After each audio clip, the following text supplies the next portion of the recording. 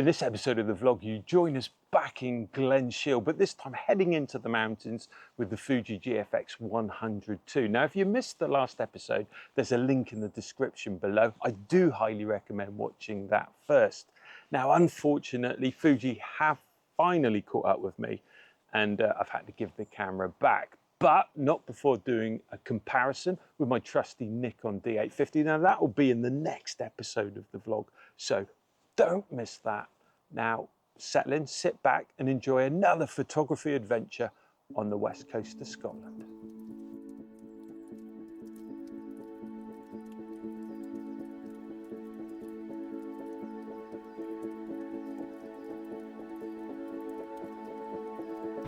Morning everyone and welcome back to the vlog. We're still at Glen Shiel. You can see the beautiful hills behind me.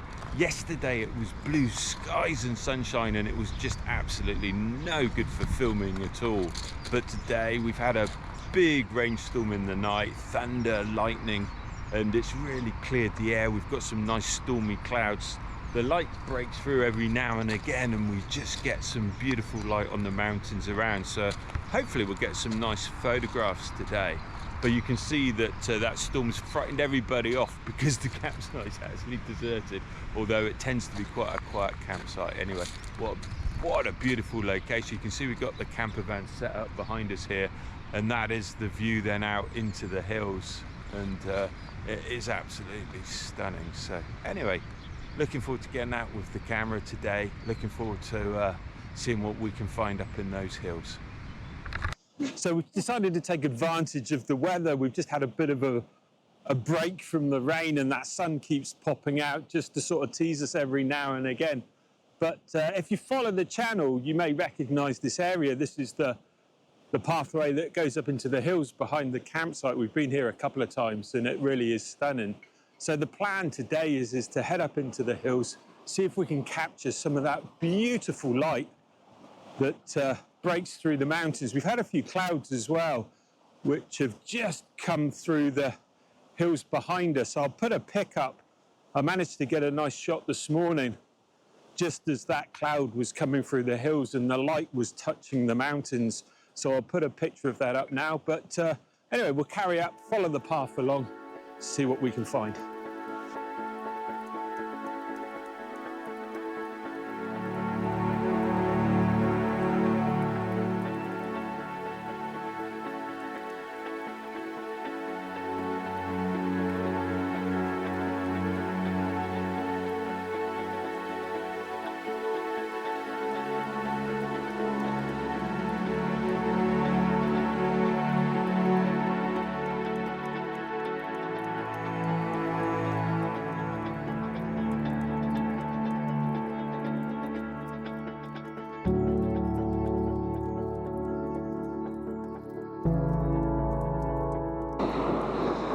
So you can see just how much rain we had overnight. As I mentioned earlier, we had some thunderstorms.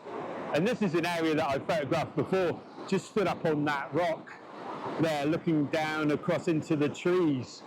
So I don't think I'm going to improve that shot today. That if there'd been some nice light perhaps, but you can see that rain's just starting to come down again. But it really is quite amazing, that water coming down through there. There's some really amazing textures and tones in those rocks that cascade down through there. It's got a sort of lines all the way through them as they've gone down, which is, I should think on a sort of a day when there's not so much water coming down, there'd be some nice sort of macro close-up shots there. And you can see the sort of shapes that the water's carved out as it's come down from the mountains. Anyway, I think we'll carry on up into the hills. That rain's just starting to come in again now, so keep moving.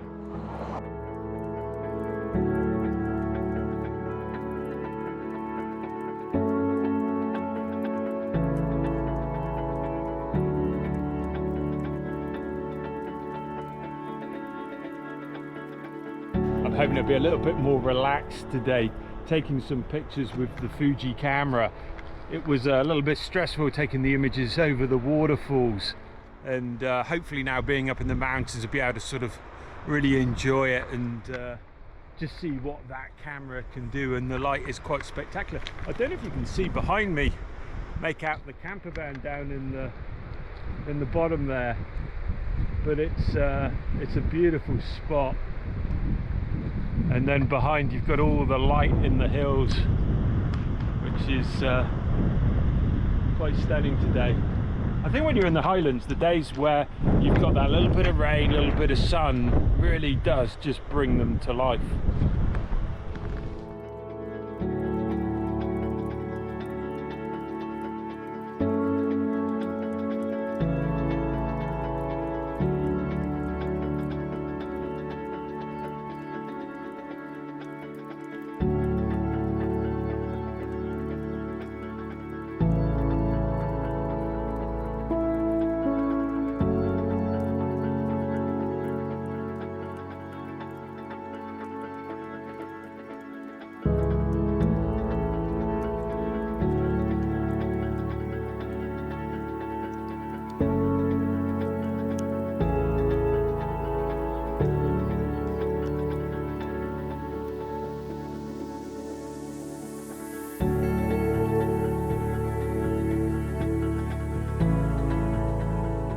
So I took this shot the last time I was here up in these hills, but I was a little bit further. I was over on that next ridge coming down.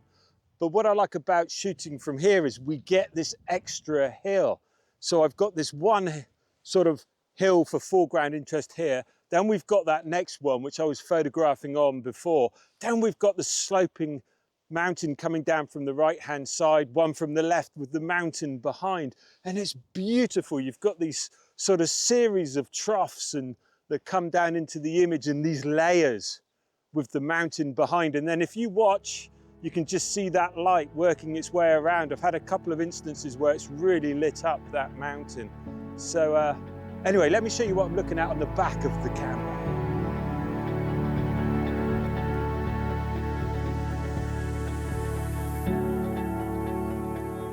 Right, so if you can see on the back of the camera, we've got this sort of small hill in front, which is creating one layer. Then we've got the layer off to the left, which is the hill I was on before. Then we've got the right-hand side sweeping down, then another one to the left, and then the mountain behind. And it does create these beautiful layers, especially as that light's coming through. Now, one of the things that I really am enjoying with using the Fuji here, let me just get that shot with that light coming through on the mountains there. Absolutely beautiful. One of the things that I'm really enjoying in using the Fuji is being able to set up the aspect ratio and actually being able to see that on the display. Now, I know loads of you have already switched to mirrorless cameras, will be like, where have you been, Andy? But using the D850, that's definitely something that I've really not appreciated, is being able to adjust the aspect ratio. This is a 16:9 crop. And it's lovely seeing that back on the camera, but knowing that information is still there if I want to process it in a different way.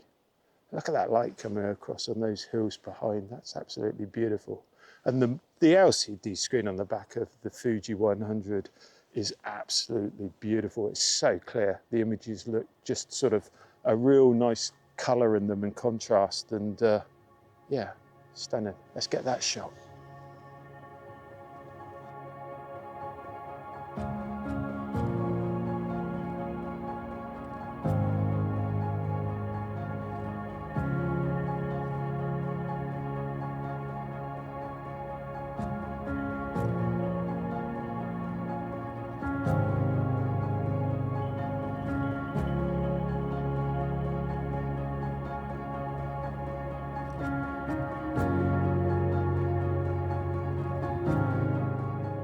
So now what I'm going to do is very kindly ask Corinne if she'll kindly walk over to that hill just there and stand there looking out into the mountains, just to give the image that sense of scale. So hopefully she won't mind. She's wearing a lovely blue coat, which I think will look nice just sat against the background there. So I'll send her over, and here's that shot.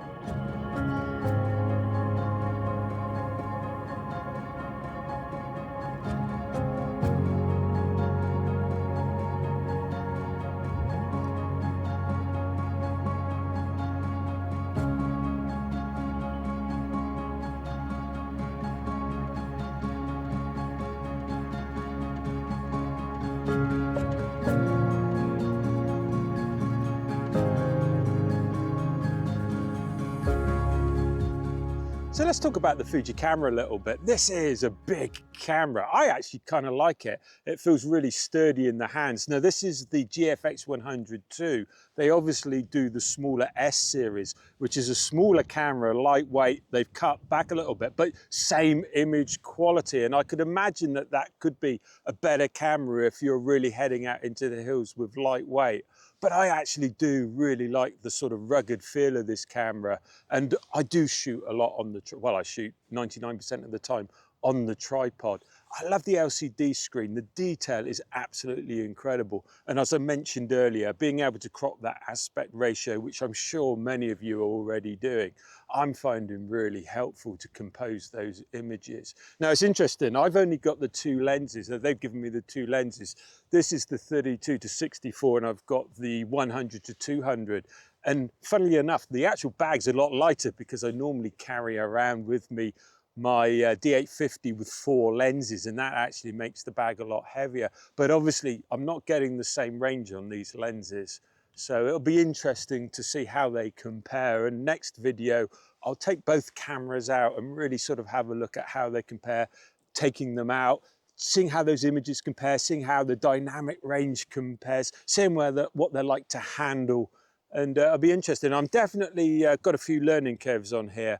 I'm every now and again having to sort of switch the camera off and put it back on again because I'm actually finding that I'm not able to adjust the aperture or something's not quite working how it should be. And that's going to be down to me, not used to using the camera. But this is a great environment to be trying all of these things out in. It's very relaxed, and being out here is absolutely beautiful. Haven't seen a soul.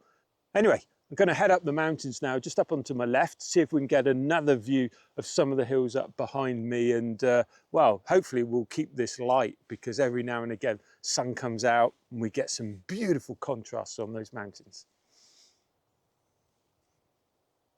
Now, one of the things that I do really like about this camera is you can actually remove the optical viewfinder. In fact, I'm not sure that this isn't an optional extra when you're buying the camera.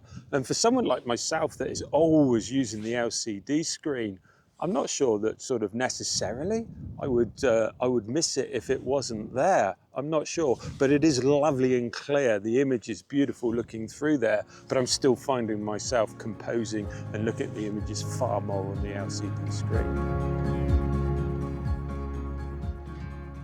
Walking through the hills, you can see scattered all over is this bog asphodel, which are these tiny little yellow flowers that really stand out amongst the greenery of the hillside.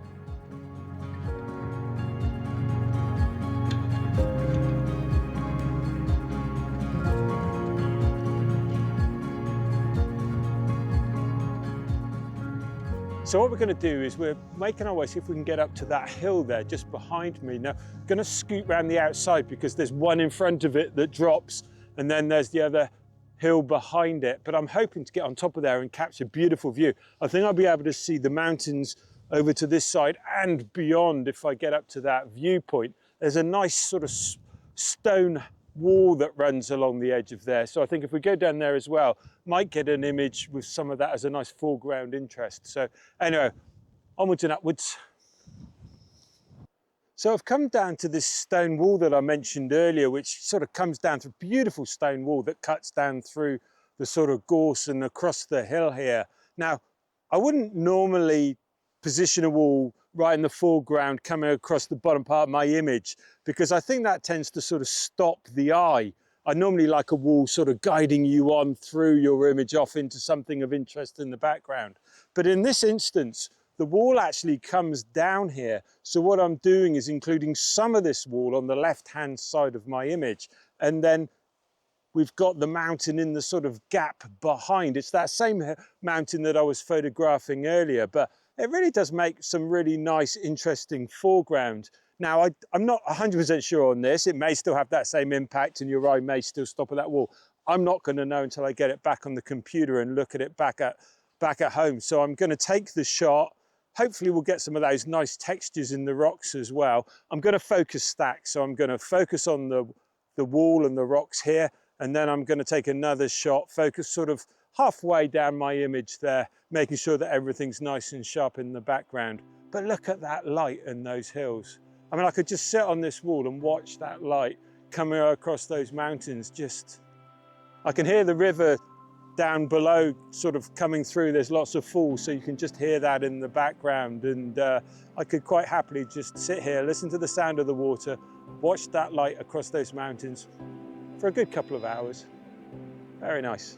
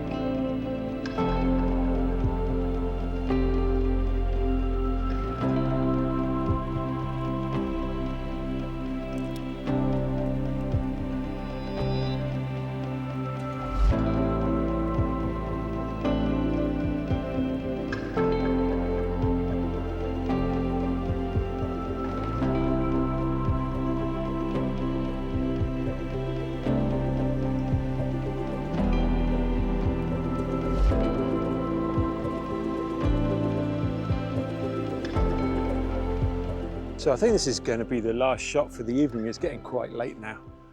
But as you can see, so I've got this beautiful scene in front of me. We've got the sweeping hills just at the front there, and then we've got the hills behind, which have got a lot of interest in them. There's some beautiful sort of gorges that come down through those hills, where obviously at some point the water's come down. But I need that spot of light just to hit those hills behind. Otherwise, there's no image to be had there. It's very flat. So now it's a waiting game. I can see the rain coming in from behind me. But it's funny on days like this is that you only need that one little break in the cloud and that one spot of light, and that will just bring that image together. So now it's a waiting game. And if I do get the shot, here's the image. And if I don't, I'm sure there'll be an apology at the end of the vlog.